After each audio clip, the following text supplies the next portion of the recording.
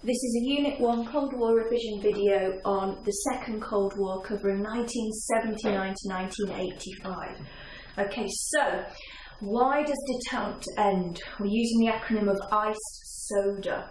So that period in the 1970s where things seem to be going quite well comes to an end. Why? The invasion of Afghanistan changes everything.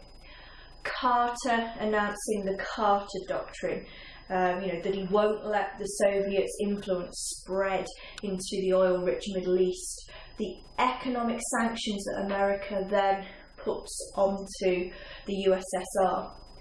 Then they end diplomatic relations. SALT II is not signed. There's the Olympic boycott in 1980 in Moscow, and then a retaliation in 1984 in Los Angeles, where each side holds their own alternative to the Olympics. The Americans then increase their spending on defence, which is your D, and then the A, America is financing the Mujahideen.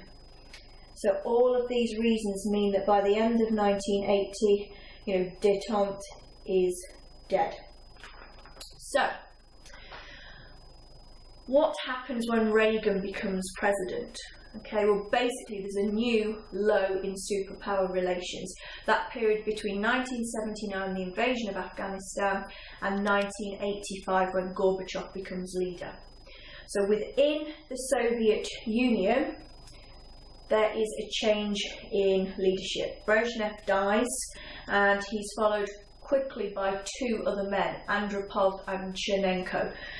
This results in quite a lot of instability within the USSR, so that doesn't help matters. Now, Reagan is an individual, remember, he's the actor who doesn't really know anything about world politics. He hates detente, he thinks it's made America look weak, and he announces that the Americans are going to spend $1 trillion on defence up until the late 1980s. And he then announces that he's going to place cruise and Pershing missiles in Western Europe, which can easily target the USSR, and they cannot be detected by radar. He then delivers in March 1983 his Evil Empire speech, which put bluntly sees the communists as evil and capitalists as leaders of the free world, with good Christian morals. He then announces his Star Wars program, his Strategic Defence Initiative, which changes everything. SDI is, think of it like a nuclear umbrella. He wanted to equip satellites with powerful lasers to intercept, to stop Soviet missiles in space. And he thought this would make Soviet nuclear missiles useless and force the USSR to disarm. Now, this is an incredibly expensive project, and it does break the terms of the Outer Space Treaty. It is so expensive that the USSR could never ever match it. And in being so expensive, it basically ends that mutually assured destruction, that stability that had been achieved in the arms race. And alongside the use of the cruise and Pershing missiles, it raises the possibility of NUTS. That's nuclear utilization target selection, which is basically the idea that there could be a limited nuclear war because the Americans can target such a specific location.